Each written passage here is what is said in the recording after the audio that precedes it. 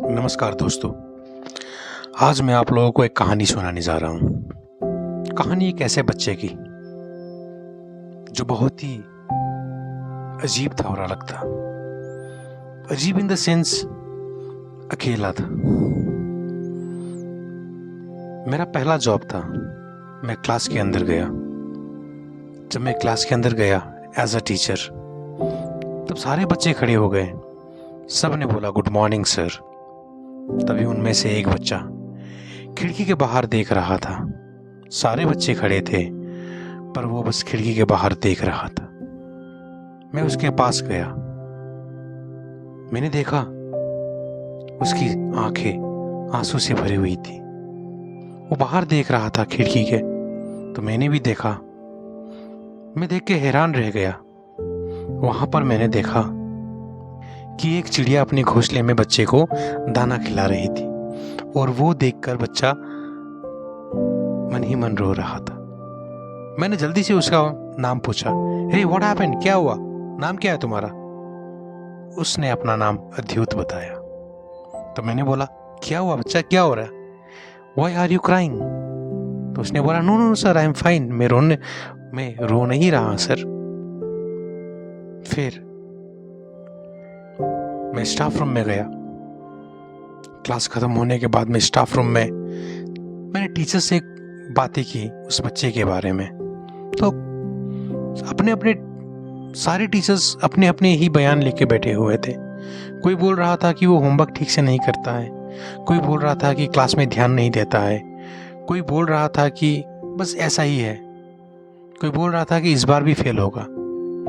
लेकिन वो रीजन नहीं ढूंढ रहा था कोई कि वो ऐसा क्यों है। मैंने चाहा कि चलो इस बच्चे का रीजन ढूंढते हैं। दूसरे दिन मैं उस बच्चे के पास गया। मैं क्लास में जाता था, वो अलग से बिहेव करता था, मानो कि कुछ छूट रहा है उससे, कुछ टूट रहा है उससे। धीरे धीरे उसके बारे में जानता गया। एक दिन स्कूल में पेरेंट्स टीचर मीटिंग थी। सारे बच्चे के पेरेंट्स आए हुए थे। अद्युत स्कूल की सीढ़ी पर बैठकर किसी का इंतजार कर रहा था। मैं जाके उससे पूछा कि है हु इज कमिंग? तो उसने बोला कि sir my grandmother is coming. तभी मैं वहां से चला गया। पीटीएम खत्म होने को आई।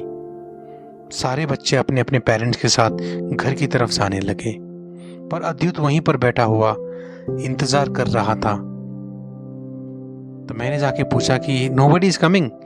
उसने बताया कि सर मेरी दादी आने के लिए बोल रही थी, पता नहीं क्यों नहीं आई। तो तभी एक गेट से एक अंकल ने बोला कि इसकी दादी शायद नहीं आएगी सर, और काफी लेट भी हो गया है। उसके बाद में मैंने उस बच्चे को बोला चलो मैं तुम्हें घर छोड़ देता हूँ। तो मैंने उसे अपनी बाइक में बिठाया और उस बच्चे को उसके घर की तरफ ले गया। उसकी घर की तरफ मैं गया। मैं उसको उसकी घर की तरफ ले गया। रास्ते में ही उसका घर पड़ता था। उसका घर आया तो उसने मुझे बोला कि चलो ना सर अंदर, मेरे घर पे चलो ना सर प्लीज। तो मैं उसके घर के अंदर गया। अंदर जाके देखता हूं तो उसकी दादी बेड पे लेटी हुई थी, बीमार थी। मैंने जाके उनसे बात किया कि क्या बात हो गई, आप टीटीएम में नहीं आए? तो वहां से पता लगा अद्युत के बारे में। अद्युत के पापा और मम्मी का डिवोर्स हो चुका था। मम्मी दुबई में काम करती थी और पापा बेंगलोर के किसी एक कंपनी में काम करते थे, और बच्चा बचपन से ही दादी के पास पला बड़ा था। मुझे वहां से रीजन पता लगा कि क्यों बच्चा ऐसा बिहेव कर रहा है। कहने को तो उसके पास सब कुछ थे, खेलने को खिलौने थे, घर पे सब फैसिलिटीज थी, लेकिन हाँ वो माँ बाप का प्यार नहीं मिला उसे। तो मैंने निश्चित किया, मैंने सोचा कि क्यों ना इस बच्चे को कुछ अलग तरीके से पढ़ाया जाए। मैंने उस बच्चे से नज़दीकी बढ़ानी शुरू कर दी। मैं छुट्टी के दौरान उस बच्चे को घुमाने के लिए ले जाया करता, कभी मेले ले जाया करता, कभी मूवी दिखाने ले जाया करता, तो कभी पार्क में ले जाया करता। तो एक अच्छा फ्रेंडशिप हो गया उस बच्चे के साथ मेरा। स्कूल का सालाना स्पोर्ट्स कंपटीशन हो रहा था। सारे बच्चे दौड़ रहे थे। मैंने उसको बोला तो तुमको भी दौड़ना पड़ेगा। तो हम लोग प्रैक्टिस भी करते थे। गेम्स पीरियड में मैं जाता था, मैं उसको बोलता था दौड़ने के लिए, वो दौड़ता था। स्कूल का माहौल था।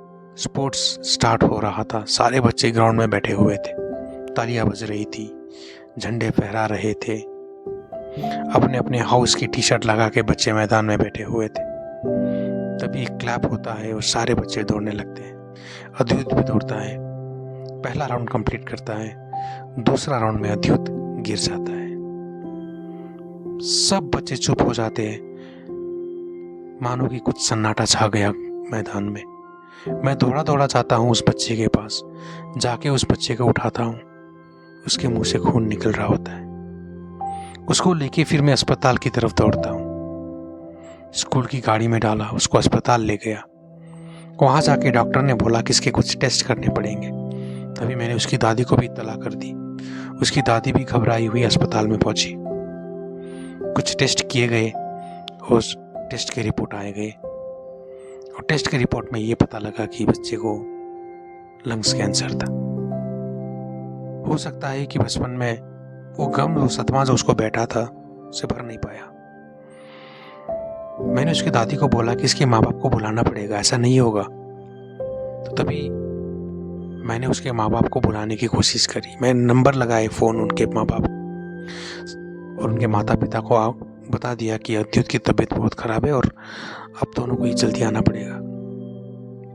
मैं अस्पताल की लॉबी में बैठा हुआ था। तभी एक दरवाजे से उसकी माँ आती है और दूसरे दरवाजे से उसका पिताजी।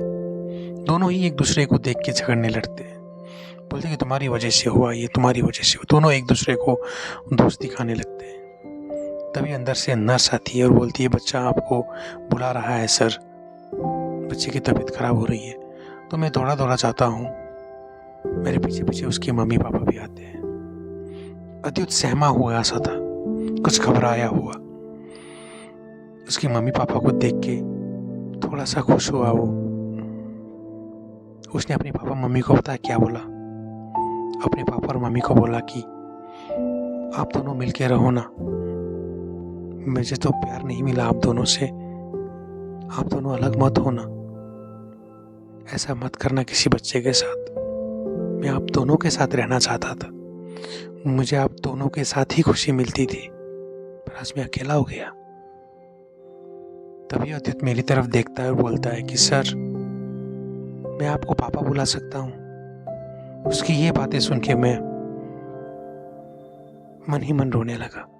मेरी आंखें भर आई। मैंने उसको गले लगाया और बोला अद्युत ऐसा बात नहीं है, तुम बहुत स्ट्रांग हो अद्युत, तुम ठीक हो जाओगे अद्युत, फिर हम मस्ती करेंगे, फिर घूमेंगे, फिर खेलेंगे अद्युत, तुम ठीक हो जाओगे अद्युत, बिल्कुल घबराना मत, यू आर अ स्ट्रांग बच्चा। अद्युत मेरे को बोलता है कि सर मैं आपको हग करना चाहता हूँ। तभी मैं उसको गले लगा लेता हूँ और तभी अद्युत ने अपनी आंखें बंद कर दी। इस कहानी से एक मैसेज जाता है सोसाइटी को। हम लोग शादी तो कर लेते हैं, बच्चे भी पैदा कर लेते हैं, और शादी जब कॉम्प्रोमाइज में आती है तो हम फैसला भी ले लेते हैं कि हम दोनों अलग हो जाएंगे। नहीं सोचते कि हमारे अलग होने से उस बच्चे पे क्या इफेक्ट होगा, उस पे क्या बीतेगी। अगर पाल नहीं सकते हो किसी को तो पैदा मत करो। ये कहानी का उद्देश्य था। ये कहानी मैंने 2009 में लिखी थी और आज मेरा पहला पॉडकास्ट है ये। तो इस कहानी से मैंने अपना पहला पॉडकास्ट शुरू किया है। तो आने वाले दिनों में आप लोगों को ऐसे ही कुछ फिक्शियस कहानी बता के आप लोगों का मनोरंजन करने वाला हूँ। तब तक के लिए आप लोग खुश रहें और आप लोग एंजॉय करें। नमस्कार, जय हिंद।